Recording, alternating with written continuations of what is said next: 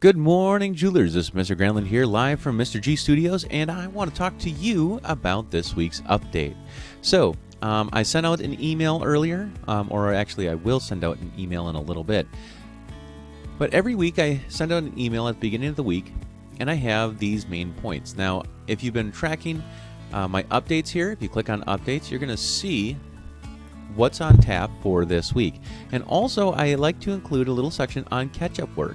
Now, each of these links will take you directly to that assignment inside of Schoology, so it's even easier to kind of have an outline of what's coming up and maybe what you missed. And you can see some of my other updates here are done the same way. But this week, what we're looking at is we're going to try and complete the Calming Beads Summative project. Now, some of you have emailed me, and this is great. If you're running into problems, email me. What's even better is if you hop onto my Google Classroom or my Google Meet that I do every week. So if you go to the upper right-hand corner here, it says Ask Mr. G Some Questions, 9 to noon. That's what I'm doing right now. As I have my Google Meeting up, they see a live view of me. They might even be listening to me right now. And you can ask me questions, type your questions in. You don't have to be seen. And if you're having any struggles, we can problem solve right there. Like one of the things I came up with this week was students were emailing me about materials. They didn't have materials necessary to make their own beads. And so now in an email conversation, that whole process takes 3 or 4 days. But if you do a Google Meeting, it can be done in a matter of like 2.5 minutes. It's a really easy conversation to have. When it's email, you send it to me. It might be a day before I reply back to you to get more information. So it's easiest to just go to my 9 to noon drop-in sessions and ask me the questions and get connected.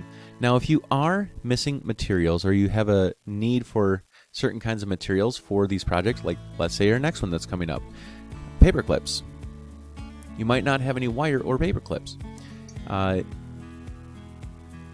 The best way is to let me know, and then I can put together a package of materials that would help you to do your work.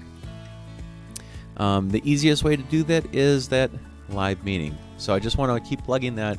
Click on the Ask Mr. Granlund Some Questions, 9 to noon. You don't have to download an extra app, and we can get your questions answered.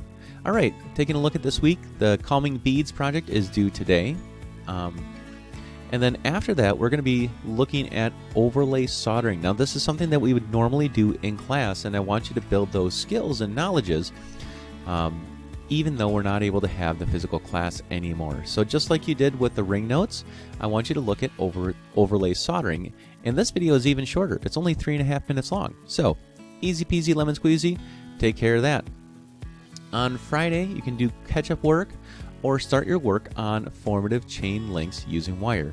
And that's going to be due on May 11th. So you're going to take some paper clips, you're going to try to turn them into some chain links, snap a picture of the results, send it in to me, and we'll see how it's going. Kind of like how we did the beads. You try out making some beads and then snap a picture, send it to me, and hopefully, that helps your formative progress so that when you're making your final project, it's even better because you've practiced making beads a couple of times. So that's what it looks like here. I'm going to just click on the formative chain links link. I'm going to be populating this with more videos to come, especially one with me where I demonstrate how to do a couple of different kinds of chain links. You can research how to create any kind of chain link using wire on YouTube. Just go to YouTube and type in wire chain link tutorial, right? And it will take you through all kinds of options of how to create different things. Now, a lot of these jewelry techniques use pliers or different kind of tools, if you can see that right there. So you might not have those tools accessible to you, but there's still a lot of techniques that you can do using like pencils and things like that you can wrap the wire around to create some really interesting stuff. So this week we're looking at those tutorials, and I hope you Have great Titan days, everyone. Take care, jewelers.